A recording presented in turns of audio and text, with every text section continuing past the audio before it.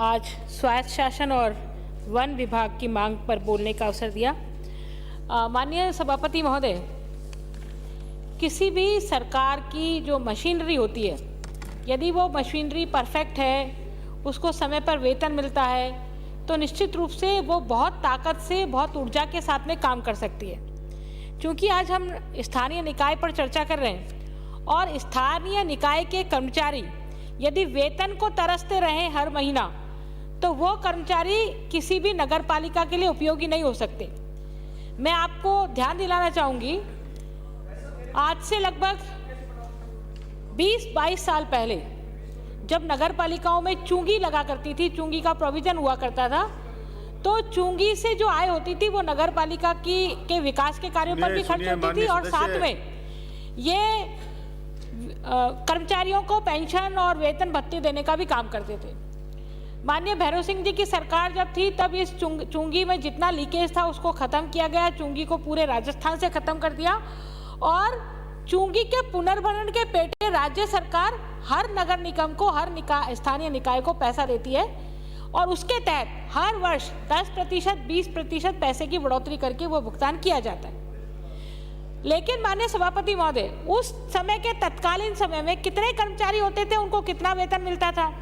आज आबादी के विस्तार से हर नगर निगम, हर नगर निकाय में कर्मचारियों की संख्या बढ़ी है, डिपार्टमेंट्सों की संख्या बढ़ी है, पद बढ़े हैं, लेकिन उस हिसाब से जो हम वेतन पुनर्भरण दे रहे हैं, चूंगी के पेटे जो पैसा दे रहे हैं, वो उन स्थानीय नगर निकायों को पर्याप्त नहीं होता और उसके कारण से आप देखिए अखबार रंगे पड़े हैं। छोटी छोटी नगर पालिकाओं में तो पेमेंट, वेतन देने के लिए नगर पालिकाओं के पास पैसा नहीं है, वो हर बात के लिए राज्य सरकार की मुंह ताकती रहती है। इसलिए मैं, माननीय मंत्री महोदय यहाँ नहीं है, लेकिन आपके माध्यम से सरकार को ये कहना चाहती हूँ कि इतना बड़ा लवाजमा है, 295 से अधिक स्थानीय निकाय हैं। यदि इन सब स्थानीय निकायों के कर्मचारियों को, पिछली बार रिपोर्ट भी प्रस्तुत की गई थी, मैंने इस संदर्भ में ध्यानाकर्षण भी लगाया माननीय सभापति महोदय, यदि इन सब निकाय के कर्मचारियों को जो राज्य की संचित निधि है, उस संचित निधि में से यदि पेमेंट दे दिया जाए, तो ये जो हर महीने की समस्या, वेतन नहीं मिलने की समस्या, उस समस्या से भी निजात मिलेगी।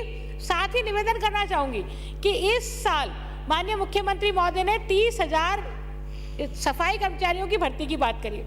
आप 30,000 सफाई कर्मचारियों की भर्ती तो करेंगे, अच्छी बात है, लेकिन उनको वेतन देने के लिए जो चूंगी पुनर्भरण आप पैसा देते हैं, क्या उस प्रोपोर्शनेट में उनको वो पैसा बढ़ाएंगे? क्या वो पैसा नहीं बढ़ाएंगे? ऐसी स्थिति में उन कर्मचारियों को वेतन कौन देगा? क्योंकि आज नगर पालिकाओं के पास इतना वेतन नहीं है कि वो वेतन भी दे सके और विकास के कार्य भी करा सके। इसलिए सरकार से मैं निवेदन करूंगी कि राजस्थान भर की जितनी नगर पालिकाएं हैं, उन सब नगर पालिकाओं के वेतन की समस्या का स्थायी समाधान करने के लिए संचित निधि में से उनको वेतन दिया जाए। चूंकि के पुनर्भरण के पेटे उनको, उनकी व्यवस्था नहीं हो सकती।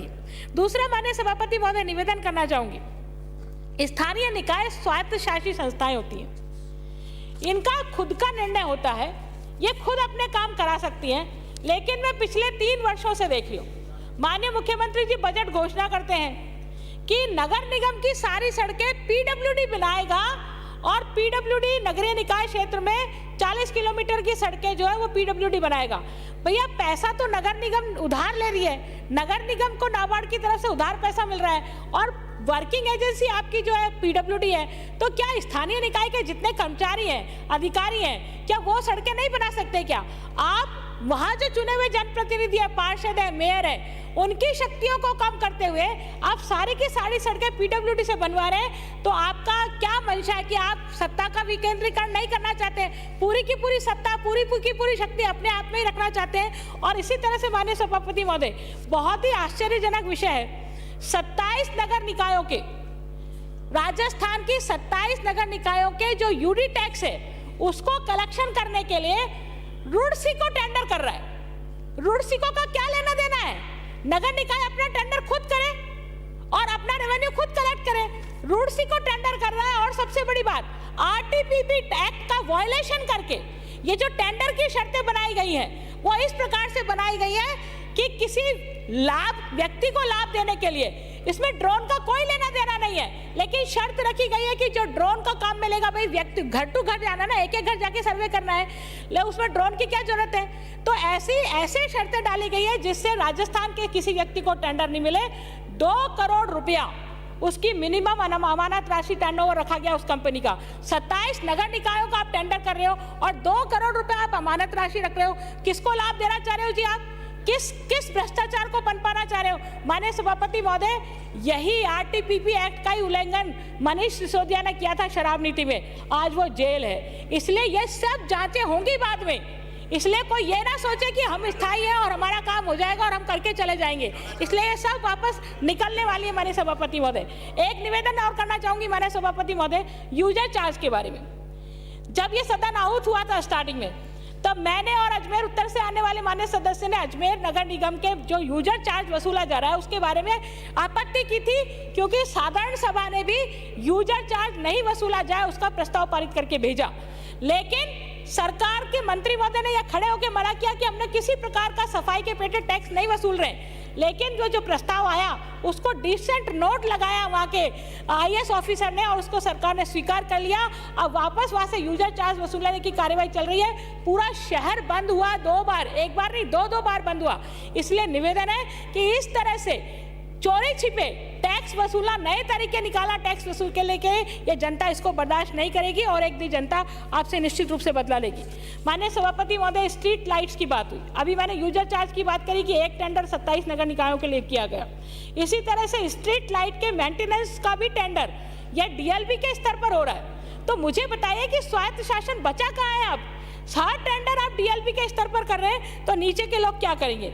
मैं माननीय सभापति महोदय निवेदन करना चाहूंगी, जब पार्षद चुनता है, जब नीचे जनप्रतिनिधियों का चुनाव होता है, वार्ड स्तर पर चुनाव होता है, तो पार्षद बहुत सारे सपने दिखाता है अपनी जनता को। मैं तुम्हारी सड़क बनवाऊंगा, सफाई करूंगा, स्ट्रीट लाइट लगवाऊंगा, जानवरों को, आवारा जानवरों को बंद कराऊंगा, मांस की जो अवैध दुकानें चल रही हैं उनको बंद कराऊंगा। इतने सारे नियम कायदे कानून है। मैंने हर सत्र में, इस 15वीं विधानसभा के हर सत्र में अवैध रूप से संचालित मांस की दुकानों का प्रश्न लगाया। मुझे नियमों की नियमावली दे दी जाती है, लेकिन कोई अवैध रूप से संचालित मांस की दुकानों पर कार्रवाई करने के लिए तैयार नहीं है। और इसी प्रकार से माननीय सभापति महोदय निवेदन करना चाहूंगी कि सीवरेज का काम हमारे RUIDP में आज से 20 साल पहले अजमेर नगर निगम में सीवरेज का काम शुरू हुआ, जब मैं नगर परिषद की चेयरमैन थी। 20 साल पहले माननीय सभापति महोदय, 2000 में वो सीवरेज का काम पहले RUIDP ने किया, कनेक्शन नहीं किया, उसके सिर्फ सीवरेज डाल के छोड़ दिया गया।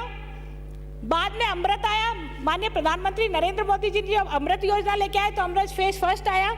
उस अमृत फेज फर्स्ट में भी सिर्फ STPs बने और STP बनने के बाद में उसमें भी पानी सीवरेज का कनेक्शन हो और सीवरेज में जाए उसकी कोई व्यवस्था नहीं करी। अब अमृत सेकेंड आ गया, लेकिन इतनी टेक्निकल रूप से खामी इन लोगों ने की।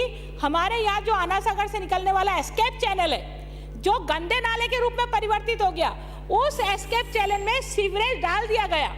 उस चैनल में सीवरेज डाल दिया माननीय सभापति महोदय, और उस चैनल में सीवरेज डालने का खामियाजा ये रहा कि अब सारा जो शहर का गंदा पानी उस नाले में जाता है, उस एस्केप चैनल में जाता है, वो गंदा पानी सीवरेज में जाता है। बारिश के समय वो एस्केप चैनल फुल चलती है और जितना सीवरेज का पानी है वो सबके घरों में उल्टा लौट जाता है। इतनी टेक्निकल रूप से गलत लाइन डालने का काम किया।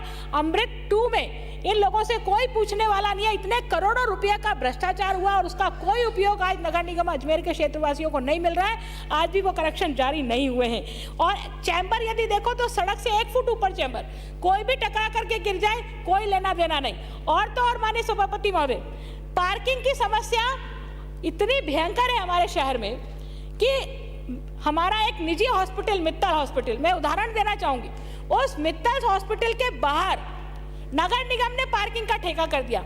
जो हॉस्पिटल आता है आदमी, बीमार आदमी, वो जल्दी जल्दी गाड़ी पार्क करके और हॉस्पिटल जाना चाहता है, लेकिन पहले तो वो पार्किंग का ठेका वाला उसको रोक लेता, भैया पार्किंग के पैसे दे। सड़क के मार्गाधिकार में आप पार्किंग कैसे दे सकता है नगर निगम?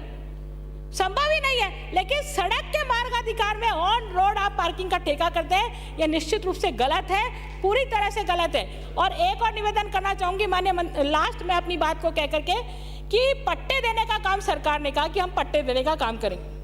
अजमेर नगर निगम में जिस तरह से पट्टों की बंदरबाट हुई है, 69A धारा के पट्टे हम देने को तैयार नहीं है। जो लक्ष्य था उस लक्ष्य से 25% लक्ष्य को भी हमने पूरा नहीं किया।